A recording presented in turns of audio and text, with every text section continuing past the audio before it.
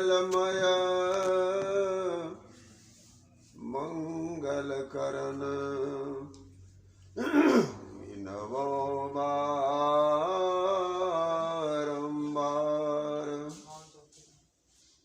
ज्ञान उदधि अरु ज्ञान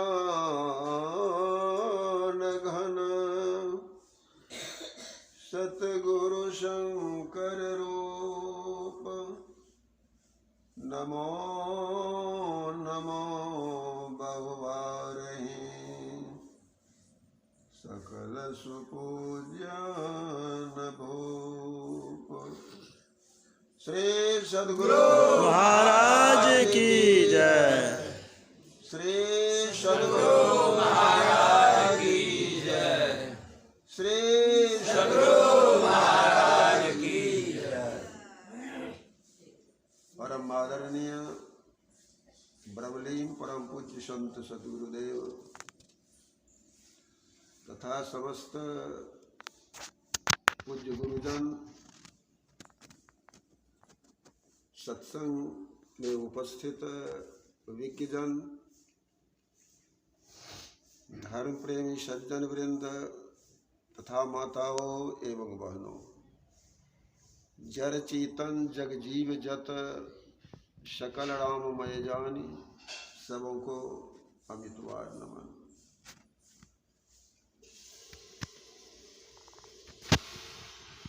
सौभाग्य है हम आप सबों का कि स्वर्गीय ओम प्रकाश बाबू के इस स्मृति दिवस के शुभ अवसर पर हम सबके सब उपस्थित होकर ध्यान एवं ज्ञान यज्ञ में उपस्थित रहकर इस कार्यक्रम को संपन्न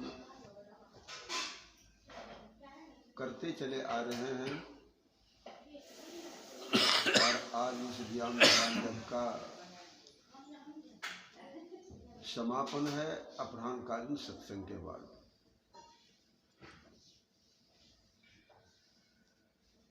तो स्वयं ओम प्रकाश बाबू संत सद्गुरुदेव के शरणगत सदा जीवन भर रहे और उन्हीं का यह प्रतिरूप आप देख रहे हैं कि उनके ज्येष्ठ पुत्र दुर्गा प्रसाद जी जो कार्यरत शिक्षक हैं तथा उनके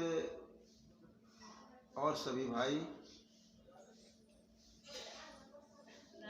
और सबसे बड़ी खुशी की ये बात है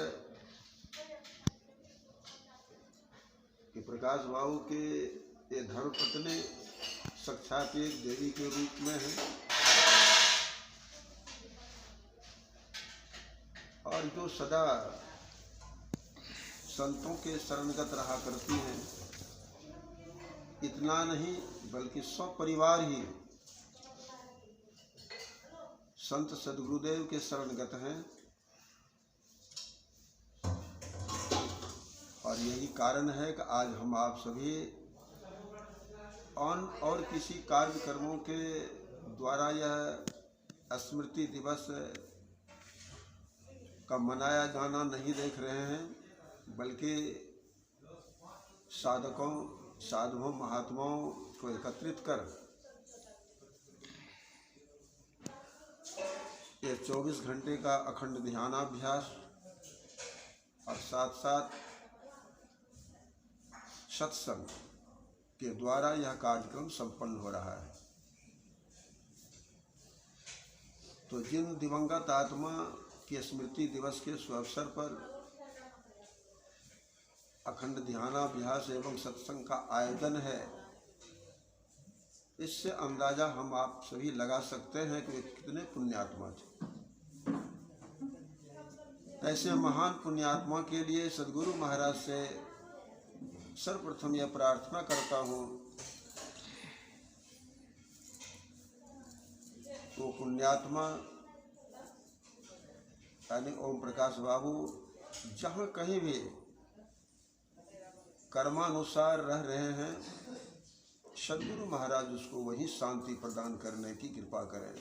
श्री सद्गुरु गुरु महाराज की जय।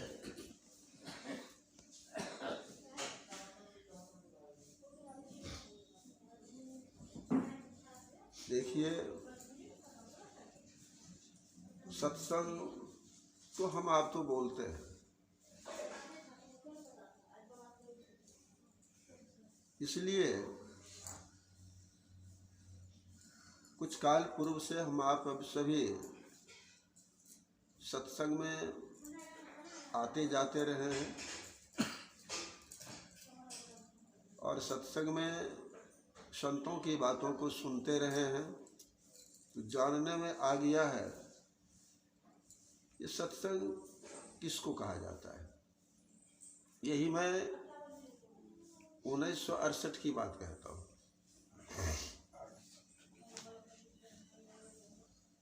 हरिद्वार में अखिल भारतीय सत्संग का आयोजन था। संयोग सद्गुरु महाराज की कृपा से जाने का अवसर मिला। जब हरिद्वार उतरे, स्पेशल ट्रेन से ही गुरु महाराज सहित सफर, उस जिस गाड़ी से गुरु महाराज स्वयं जा रहे थे उसी गाड़ी पर और साधक भी जा रहे थे, स्पेशल ट्रेन से। हरिद्वार पहुंचने के बाद जब वहाँ पूछा गया, स्वयं पूछने में हम भी थे, पूछा गया कि भाई सत्संग कहाँ हो रहा है, तो वहाँ के व्यक्तियों ने कहा ये सत्संग होता क्या है। सुन के बड़ा आश्चर्य लगा कि पूछते हैं कि सत्संग कहाँ हो रहा है, तो ये कहते हैं सत्संग होता क्या है।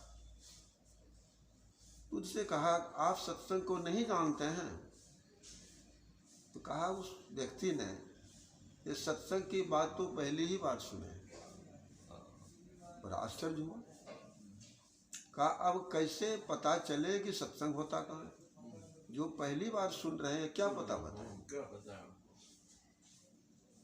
तब उनसे पूछा गया कि देखिए आप ऐसा देखे हैं कि कहीं समझाना लटकाया जा रहा होगा या पंडाल बन गया होगा, बहुत सारे लोग तो आते ही होंगे, साथ साथ कुछ साधु महात्मा भी आते होंगे, तब बोला हाँ फला जगह है।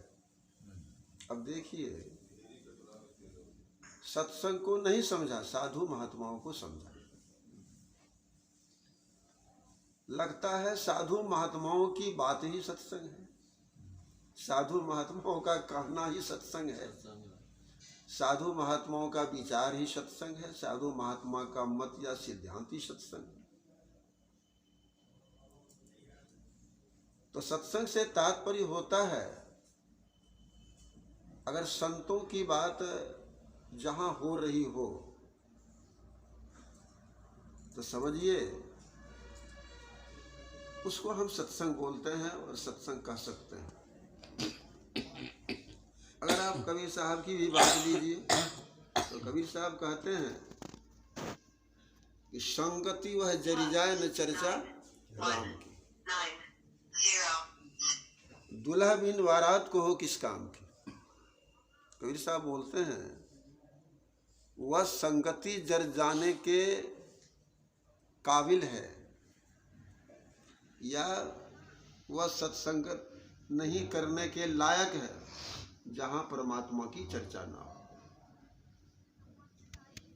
प्रमाण भी देते हैं कबीर साहब। क्यों ऐसा कहते हैं, तो कहा कि दुल्हा बिन बारात को हो किस काम की। बाराती अनेकानेक हो, अगर उसमें दुल्हा ना हो तो कबीर साहब कहते हैं क्या ऐसी बाराती करनी चाहिए जिस बाराती में दुल्हा ना हो। क्या ऐसी बाराती करनी चाहिए या नहीं। तो जो सयाने होंगे, होशियार होंगे, समझदार होंगे, तो वो जरूर इस बात को बोलेंगे कि नहीं, बाराती तो शोभा पाती है दूल्हे पर, अगर दूल्हे ही ना हो तो बाराती किस काम की, इसलिए ऐसी बाराती नहीं करनी चाहिए। ठीक उसी तरह संत कबीर साहब भी कहते हैं, जिस संगति में परमात्मा की चर्चा ना हो तो कहा हुआ संगति करनी ही नहीं चाहिए। हम लोग प्राय देखा करते हैं कि जब सत्संग का आयोजन होता है, संत महात्माओं का जब उपदेश होता है, तो वहां परमात्मा की अवश्य चर्चा होती है। अंदाज कीजिए क्यों नहीं चर्चा करेंगे वह, जिन्होंने यह जाना है इस सारी सृष्टि के निर्माण करता, बनाने वाले, पैदा करने वाले, सृजन करने वाले परमात्मा है, जिन्होंने किसी की बातों की बात में नहीं जाना है, बल्कि स्वयं परमात्मा तक चल के जाना है। ये सारी सृष्टियां परमात्मा की बनाई है। तो जिसने परमात्मा का साक्षात्कार अनुभव ज्ञान में जाना कि परमात्मा के द्वारा यह सृष्टि है, तो वही अगर परमात्मा की चर्चा ना करे, फिर औरों को क्या उपदेश देंगे परमात्मा की भक्ति करने। इस हेतु संत जन जो होते हैं वे परमात्मा की चर्चा अवश्य क्या करते हैं।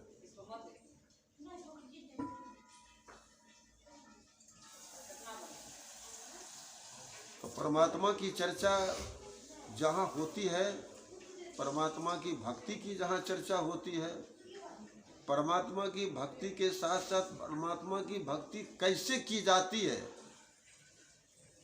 इसकी वास्तविक जानकारी ही देना संतों का जो विचार है, मत है, सिद्धांत है, कहना है, यही सत्संग है। इसी को सत्संग कहिए।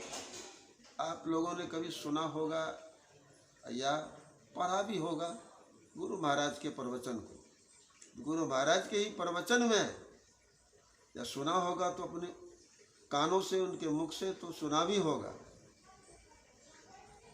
कि जहाँ परमात्मा की चर्चा, जिस सत्संग में साधुओं के विचार में, मत में, कहने में परमात्मा की चर्चा ना हो, तो समझिए वह एक मनोरंजन का साधन है। अब अंदाजा लगा सकते हैं, वह मनोरंजन का साधन माना, मन बहलाने का एक साधन माना। तो इस हेतु परमात्मा की चर्चा हमेशा संत किया करते हैं। यही नहीं, अभी वेद भगवान के द्वारा भी परमात्मा की चर्चा सुनी। वेद भगवान भी उससे वंचित नहीं। उन्होंने भी कहा कि सारे संसार को परमात्मा ने बनाया है। उसको प्रसव कहिए, पैदा करना कहिए, जन्म देना कहिए या बनाना कहिए, जो आपको जचता है उसी वही बोलिए, वही समझिए। तो वेद भगवान ने भी कहा इस संसार की रचना करने वाले परमात्मा है। अब है परमात्मा या नहीं है, तो जब तक इसको समझाएंगे संत जन नहीं, तो हम लोग समझेंगे कैसे। इसीलिए इसी तरह का आयोजन कुछ अच्छे समझदारों को बिठा करके उनका आयोजन करके संत लोग अपना उपदेश करते हैं ताकि समझे। मानव की सृष्टि तो परमात्मा ने इसीलिए की ही है। अन्य 84 लाख की जो का निर्माण परमात्मा किए हैं, 84 लाख योनियों की, शरीर की नहीं समझेंगे इसे। ये 84 लाख शरीर की रचना की है, ऐसी बात नहीं। 84 लाख किस्म के, अगर उसी को सिर्फ इतना कह देंगे 84 लाख, तब तो उल्टे पुल्टे बात हो जाए। 84 लाख किस्म के, प्रकार के, तरह के शरीरों की रचना परमात्मा ने की है। लेकिन इतने सारे शरीरधारी हैं जो इसमें परमात्मा की भक्ति करने का गुण कहिए, लक्षण कहिए, संस्कार कहिए, नहीं है। तो इस हेतु परमात्मा ने मानव की भी रचना की। पुराणों को पढ़ेंगे तो आपको पता चलेगा, या साधु संत महात्माओं की कभी कभी बात सुनेंगे तो पता चलेगा। इस सृष्टि को जब पूरे ढंग से परमात्मा सजा लिए तो ये जीवों में से 84 लाख किस्म के शरीरों को बनाया, और उन शरीरों में से भक्ति नहीं होगी तो तब बाद में मानव की रचना की, और मानव की रचना की तब मानव कैसे करेंगे परमात्मा की भक्ति? तो परमात्मा के उपदेश के लिए, जैसा सुनते हैं हम कि स्वयं परमात्मा ही गुरु रूप में आया। तब सवाल है कि जब परमात्मा अजन्मा है, जन्मते ही नहीं है, तो आए कैसे? लेकिन सृष्टि का दौर ही परमात्मा का ऐसा है न। सृष्टि की जो रचना परमात्मा ने की है, ये सृष्टि की दौर ही इस तरह की है कि परमात्मा ने अपने को बहुत नामों में, बहुत रूपों में बांटा है, जिसकी चर्चा आप पहले मास्टर साहब से सुन लिए थे। इसकी चर्चा की थी उसने कि परमात्मा को उन्होंने पारमार्थिक सत्ता भी बताए थे, व्यवहारिक सत्ता में भी लाए थे, और प्रतिभास सत्ता में भी लाए थे। और उसी को सीधी भाषा में समझाने के लिए बोलते हैं परमात्मा सगुण भी है, परमात्मा निर्गुण भी है, और परमात्मा निर्गुणातीत भी है। चलिए, बोलने की अपनी अपनी भाषा है, अपने अपने ढंग से बोलते हैं, लेकिन निचोड़ यही है। प्राय इसकी भी चर्चा हम लोग सुना करते हैं सत्संग में। तो परमात्मा की उद्घोष वाणी है कि एको हम द्वितीयो नास्ति, एक मैं हूं, दूसरा कोई नहीं। तो फिर कहेंगे दूसरा हो गया, दूसरे इतने सारे के सारे हो गए कैसे? तो कहा बुद्धि परमात्मा की मौज है, एको हम बहुत श्यामा, न एक मैं बहुत हो जाऊं। तो मौज हुई, बहुत हुआ। बहुत होने में ऐसे हो गया सो बात नहीं है। सोचे कि मौज हुई, एको हम बहुत श्याम हो गया, तो मौज हुई समझिए बनने का कारण बन गया। कारण बना, आज इतनी बड़ी सृष्टि देखते हैं, इतनी बड़ी सृष्टि देखते हैं। आज इतनी बड़ी सृष्टि के मूल में जो है, उसी मूल के बारे में संत लोग कहा करते हैं, यही जो मौज हुई, या कहिए उस मौज को संत लोग कभी कंप भी बोलते हैं कि मौज कहिए, कंप कहिए, एक ही बात है। अगर मौज को आप इच्छा में ले लेंगे तो वहां बातें इच्छा कहेंगे तो परमात्मा अनही कहलाते हैं, इच्छा रहित कहलाते हैं। अगर मौज उसको लेते हैं तो मौज इसलिए लेते हैं कि अनायास, अनायास जो है परमात्मा के एक भाग में क्षोभ हुआ। क्षोभ जो हुआ, क्षोभ से तात्पर्य है कंप हुआ, उस कंप का साचर शब्द हुआ, उस शब्द से सारी सृष्टियां हैं। संतों के विचार में जाएंगे तब लगेगा कुछ शब्द से ही ये सारी सृष्टियां बनी। तो बनते बनते जहां तक हम आप देख रहे हैं अपने को स्थूल संसार तक, इतने की सृष्टियां हुई। तो इस ये बनाने वाले परमात्मा है, ऐसा संत लोग विश्वास दिलाते हैं।